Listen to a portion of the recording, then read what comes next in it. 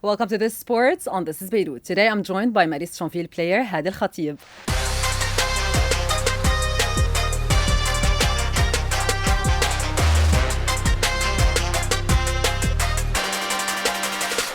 Hadi, welcome to the show. Great to have you with us.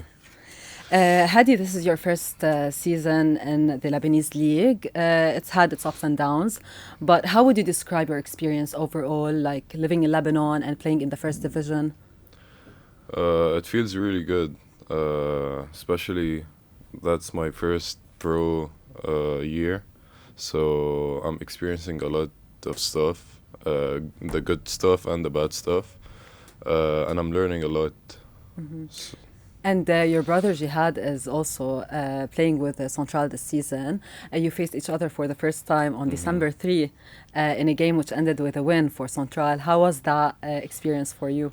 It was really emotional playing against my brother for the first time, uh, and carrying my dad's number on our back, so we're representing the family. It felt really good, uh, especially guarding him because we play on the same position. So I was guarding him and he was guarding me. So it was fun. Be honest, did Jihad tease you after the game? Yeah, he did. We were trash talking the whole week before the game. So, but unfortunately, we played we as Champville we played the game with problems. The problem started before Central's game, so he was lucky. Mm-hmm.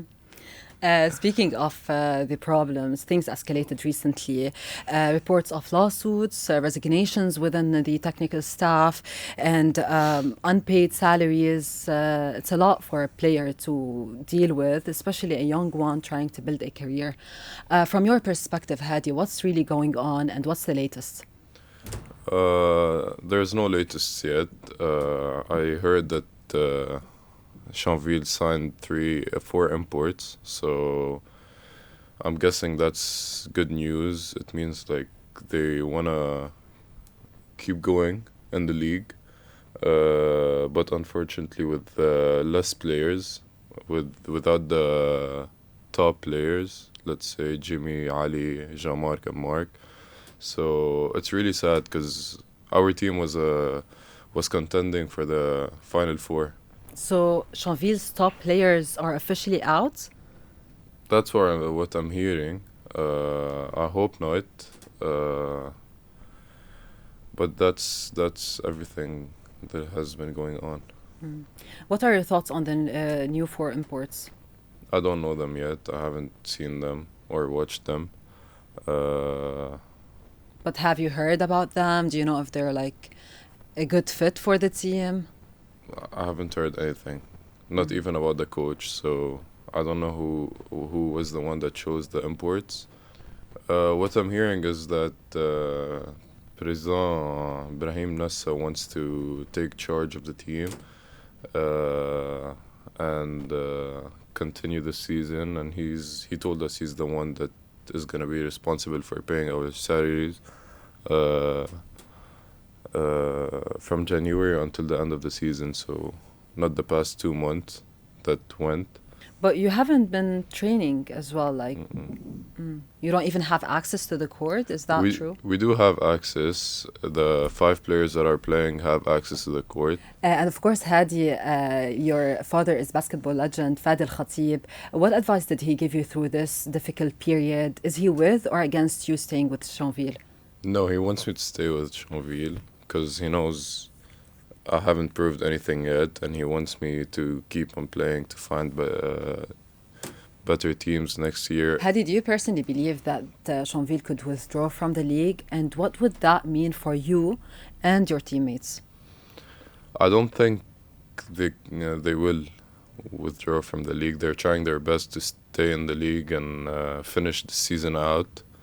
Uh, but if something happens and they withdraw, I hope the federation can find us a And solution. the reports have been circulating about players terminating their contracts with Champville. What's the latest on that?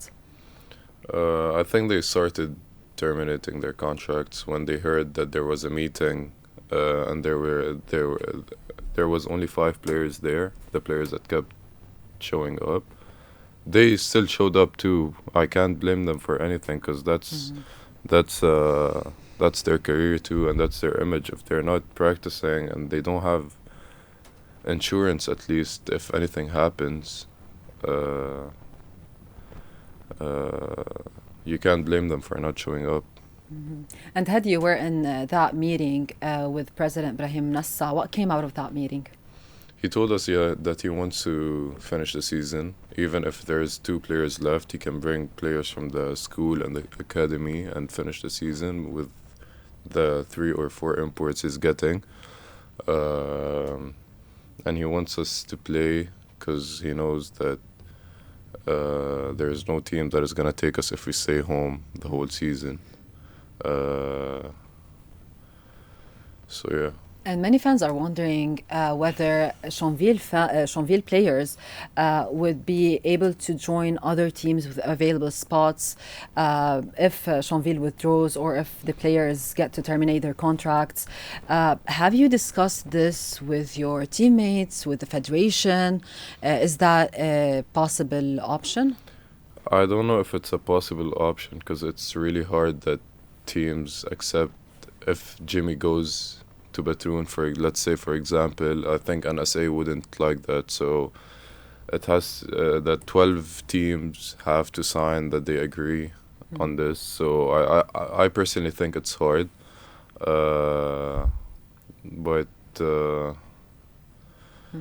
let's hope for the best. But now second division teams are actively signing new players. Have any of the D2 teams reach out to you? Is that a possible plan B for you? There's always talks with other teams.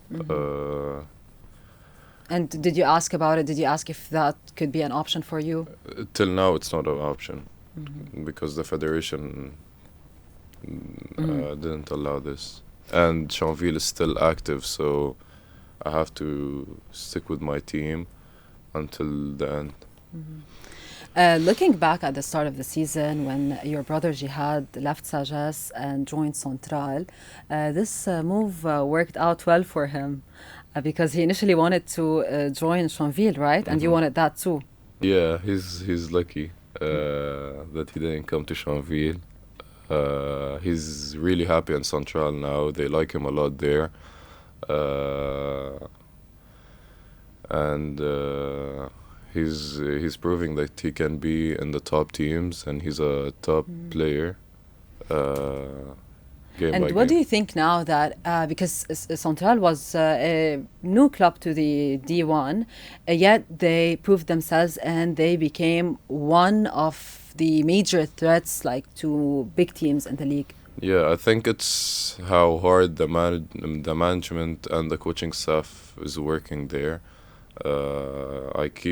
Jihad keeps telling me about everything that is going on there, and I sometimes get jealous because they treat them in a really nice way.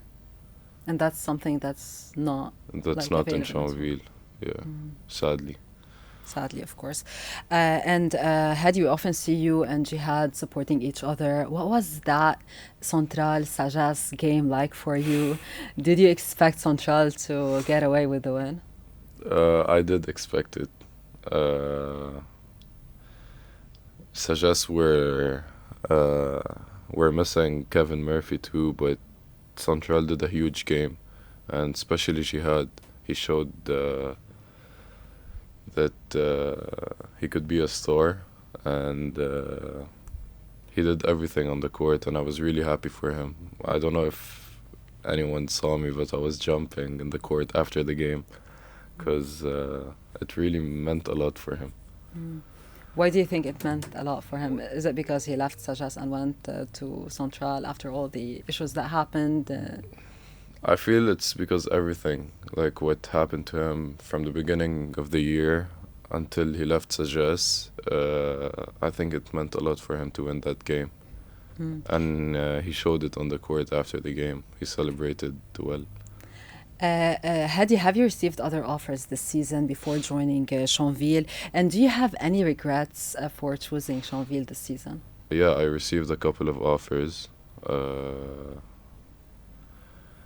but I chose Champville because it was the last team that my dad played with. I chose it because there was players like Ali Mahmoud and Jimmy Salim over there. I could learn a lot from them. I chose Champville because I really liked Alan Abbas, the coach. So I don't regret anything. I learned a lot from these couple of months. Hadi, this brings us to the end of this interview. Thank you so much for joining us and best of luck. Thank you for having me. It's a pleasure. Coming up next, a major change is coming to the FIFA 2026 World Cup. AI is set to change how offside decisions are made. Let's take a closer look.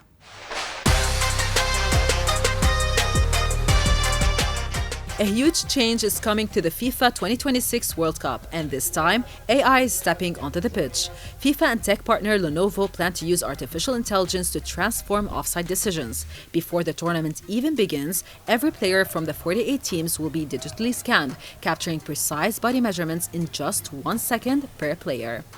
Those scans will create 3D AI-generated player avatars, feeding into FIFA's semi-automated offside system. Instead of basic outlines, VAR officials will use realistic digital models to judge the tightest calls with more accuracy. And it's not just for referees. Broadcasters will show these avatars on screen, giving fans clearer and more transparent offside visuals than ever before. FIFA is also introducing Football AI Pro, a new platform that helps coaches and analysts break down huge amounts of match data with equal access for all teams. Love it or hate it, this could be one of the biggest tech shifts in World Cup history.